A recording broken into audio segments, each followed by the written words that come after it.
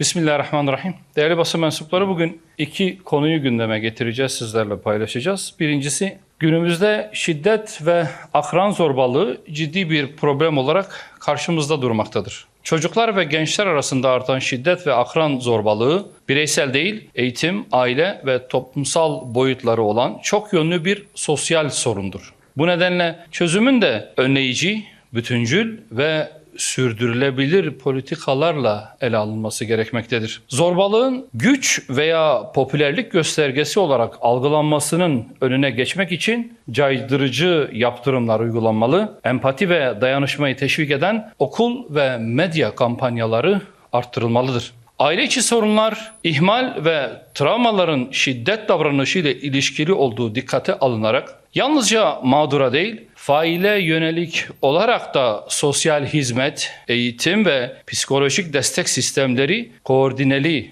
çalışmalı, hem caydırıcılığı hem de topluma yeniden kazandırmayı gözeten dengeli yaklaşımlar benimsenmelidir. Medya ve dijital içeriklerde şiddetin normalleştirilmesi özellikle çocuk ve gençlerin davranışlarını olumsuz etkilemektedir. Bu nedenle yaşa uygunluk denetimleri güçlendirilmeli, şiddeti özendirici içeriklere yaptırım uygulanmalı, şiddetin sonuçlarını gösteren ve alternatif çözüm yollarını teşvik eden içerikler ile medya okuryazarlığı eğitimi yaygınlaştırılmalıdır. Unutulmamalıdır ki suça sürüklenen de suça maruz kalan da bizim çocuklarımızdır. Onlara huzur ve güven içinde yaşayabilecekleri bir dünya sunmak hepimizin sorumluluğudur. Değerli basın mensupları, ikinci olarak Ocak ayında enflasyon aylık %4,84, yıllık %30,65 olarak gerçekleşmiştir. Beklenen baz etkisi devreye girmemiş, enflasyonla mücadelenin söylendiği kadar kolay olmadığı daha ilk aydan ortaya çıkmıştır. Merkez Bankası yıl sonu için %16 enflasyon hedefi açıklamıştı. Bu hedefin tutması için bundan sonra her ay enflasyonun %1'in altında gelmesi gerekiyordu.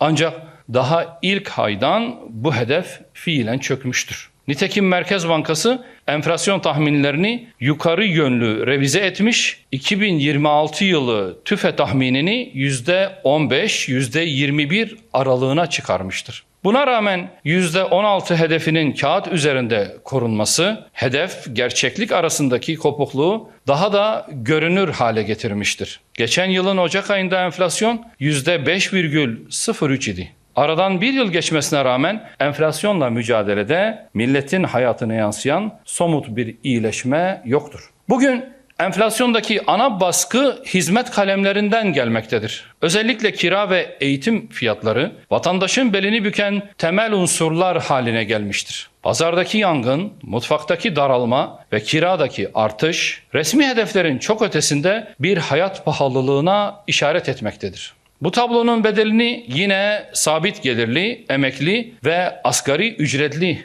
ödemektedir. En düşük emekli maaşı 20.000 TL'ye çıkarılmıştır. Ancak sadece Ocak ayındaki enflasyon bu maaşın 968 TL'sini daha ilk ayda eritmiştir. Asgari ücret 28.075 TL olmuştur. Ocak enflasyonu bu ücretin 1.358 TL'sini alıp götürmüştür. Önümüzdeki döneme dair riskler de ortadadır. Şubat ayında Ramazan etkisi ve kış koşulları nedeniyle sebze meyve fiyatlarında artış beklenmektedir. Bu durum Şubat enflasyonunun görece yüksek gelme ihtimalini güçlendirmektedir. Gıda fiyatlarında son 6 ayda ciddi bir oynaklık yaşanmıştır. İklim koşulları ve tarımsal girdi maliyetleri bu artışı beslemiştir. Gıda kaynaklı baskının Ocak-Şubat aylarıyla sınırlı kalması beklenmekle birlikte bu oynaklığın tüm yıla yayılacağı varsayımı enflasyon görünümünü olduğundan daha sorunlu hale getirmektedir. Bu nedenle Mart-Nisan ayları görülmeden teknik olarak net bir değerlendirme yapmak zor olabilir. Rakamlar kağıt üzerinde iyileşme anlatabilir ama vatandaş pazarda, mutfakta, kirada başka bir gerçek yaşamaktadır. Alım gücü her ay biraz daha düşmektedir. Değerli basın mensupları, benim paylaşacağım bunlar. Sorunuz varsa cevaplandırmaya hazırım. Eğer yoksa dinlediğiniz için teşekkür ediyorum. Hepinize hayırlı günler diliyorum.